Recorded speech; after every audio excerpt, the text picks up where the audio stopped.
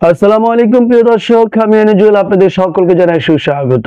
প্রিয় দর্শক, আপনারা অনলাইন এবং গণমাধ্যমের মাধ্যমে অবশ্যই দেখতে পেয়েছিলেন জনপ্রিয় ক্রিয়েটর কাফি। সেই কাফি, পটুয়াখালীর কাফি, কাফি যখন কাফি করতে গিয়ে একেবারে বেসামাল হয়ে গিয়েছিল। 12ই ফেব্রুয়ারি রাত 2টার পর তার বাড়িতে কোনো এক অচেনা দুর্বৃত্তরা যেভাবে হামলা দিয়েছিল এবং আগুন দিয়ে তার বাড়িটাকে ভস্মীভূত করে দিয়েছিল, তিনি পরবর্তীতে ফেসবুক লাইভের মাধ্যমে সারা দেশের মানুষকে এটা জানাতে সক্ষম হয়েছিলেন।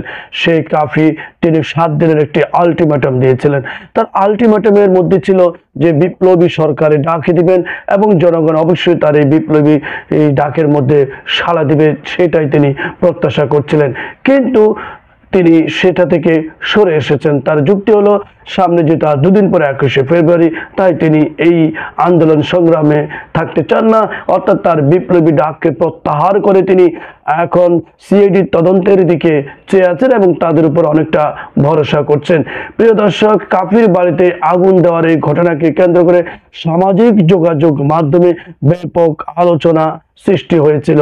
এখন পর্যন্ত কাফির মুখের ভাষা অনুযায়ী যে তিনি যেভাবে প্রত্যাশা করেছিলেন যে সরকার সেখানে গিয়ে ভালোভাবে তদন্ত করবে, তার তদন্তের ভিত্তিতে তার ক্ষতিপূরণ অথবা পুষিয়ে দেওয়া হবে এবং দুর্বৃত্তদের সেখানে শাস্তির ব্যবস্থা করা হবে, এবং কাফি যেটা প্রত্যাশা করছিলেন যে দ্রুত বিচারের মাধ্যমে তার ক্ষতিপূরণ পুষিয়ে হয়তোবা সেখানে সরকার তাকে নতুন একটি বাড়ি তৈরি করে দেওয়ার জন্য একটা প্রতিশ্রুতি দিবে।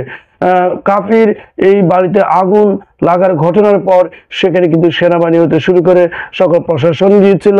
তারাই ভালো বলতে পারবেন, তারা তদন্ত করে অথবা সেখানে প্রাথমিক আলামত দেখে তারা কি অনুমান করেছিলেন সেটা আসলে এখন পর্যন্ত আমরা জানতে পারিনি।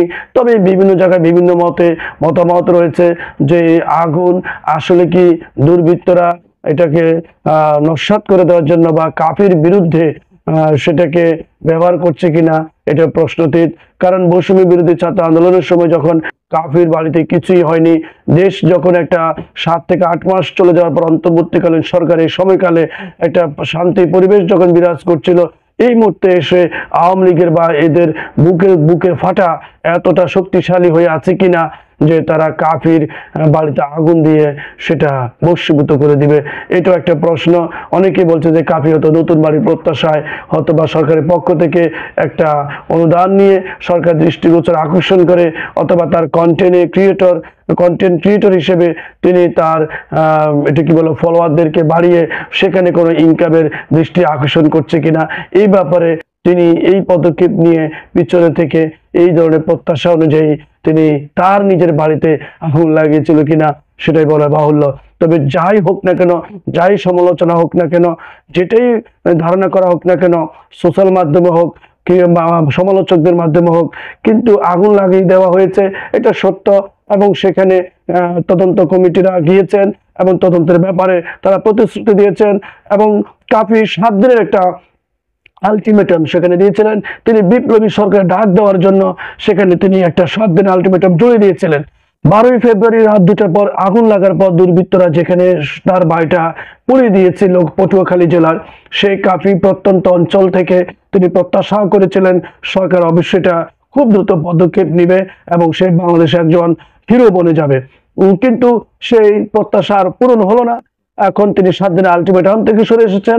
তার যুক্তি হলো যে আজ 2 দিন পর 21শে ফেব্রুয়ারি, তাই এই মুহূর্তে আন্দোলনটা অর্থাৎ এটা ধরে রাখা ঠিক হবে না।